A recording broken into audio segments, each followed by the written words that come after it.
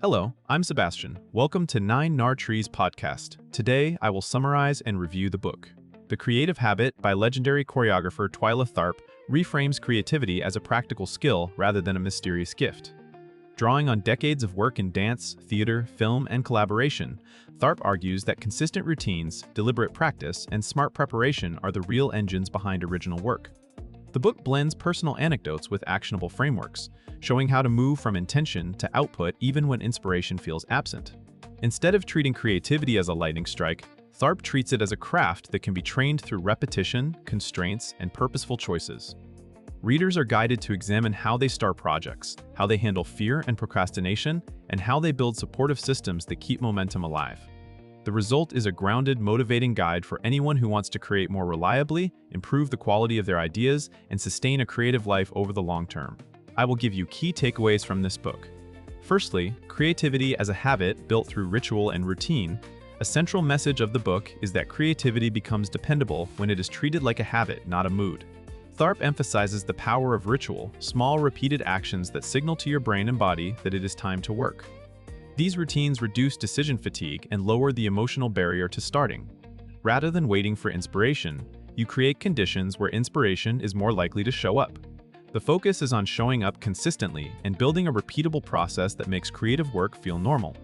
The idea is not to become mechanical, but to build a reliable runway for experimentation.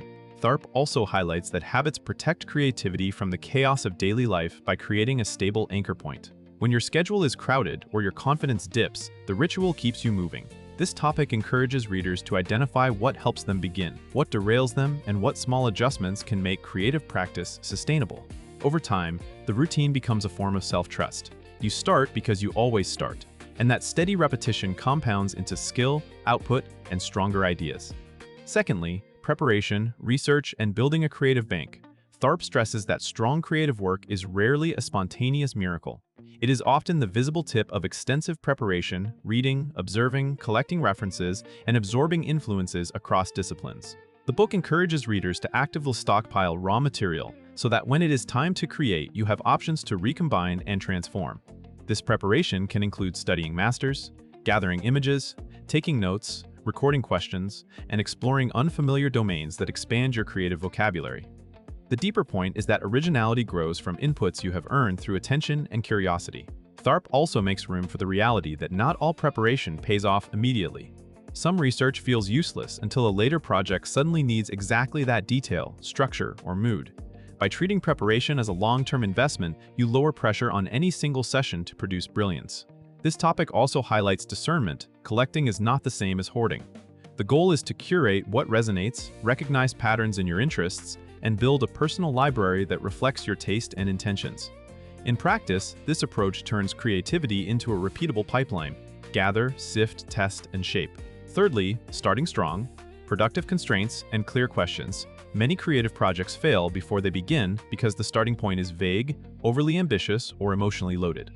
Tharp focuses attention on how you begin, the first steps, initial framing, and the early decisions that shape everything afterward. A useful strategy is embracing constraints. Instead of seeing limits as obstacles, the book treats them as tools that force clarity and choice. Constraints can be time limits, format boundaries, specific themes, or self-imposed rules that create a manageable arena for invention. This topic also emphasizes the importance of asking the right questions at the start. When you define what you are trying to solve, what success looks like, and what you are willing to sacrifice, you reduce wasted effort and increase coherence. Tharp's perspective supports iteration. Start with something you can test, then refine. Starting becomes less intimidating when you view early drafts as experiments rather than verdicts on your talent. The broader lesson is that beginnings are design problems. By engineering a smart beginning with clear constraints and intent, you build momentum and prevent perfectionism from freezing the project before it has a chance to grow.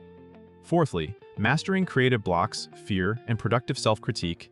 The book tackles the inner obstacles that sabotage creative output: fear of failure, fear of judgment, procrastination, and the myth that real artists are effortlessly confident. Tharp treats these challenges as normal conditions of the work, not signs that you lack talent.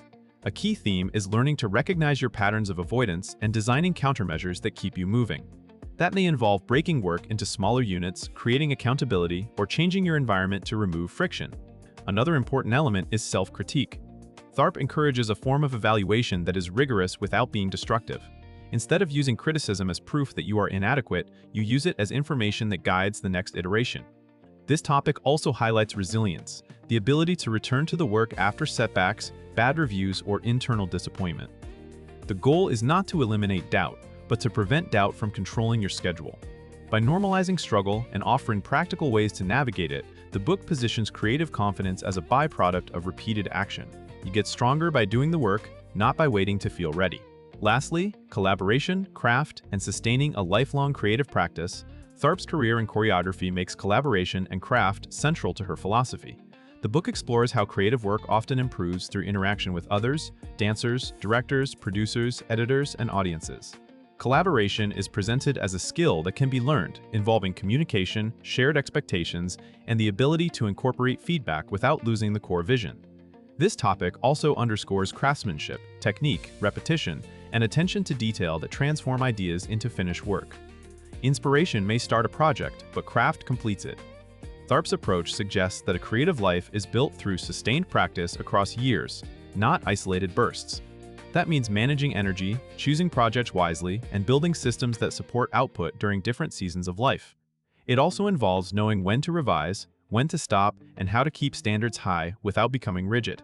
The long view matters. You are not just making a single piece, you are developing a body of work.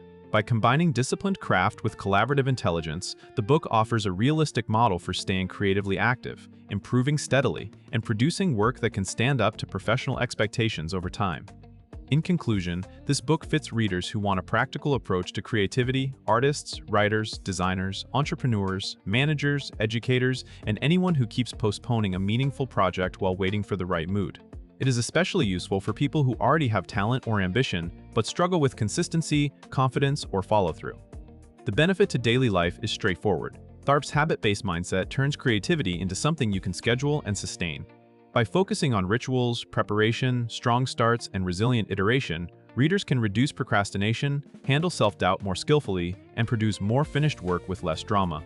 The book also supports better decision-making by encouraging clear constraints and intentional choices, skills that transfer to work, learning, and personal goals. Compared to many creativity titles that lean heavily on inspiration or abstract theory, The Creative Habit stands out for its emphasis on discipline, process, and professional reality. Tharp brings credibility from a lifetime of making work under pressure, and the guidance feels oriented toward results rather than hype. If you want creativity that lasts, not just motivation that fades, this book is worth buying and revisiting. If you would like to support Twyla Tharp, you can buy the book through the Amazon link I've provided in the podcast description. After reading the book, please let me know what you think and share your thoughts. See you around.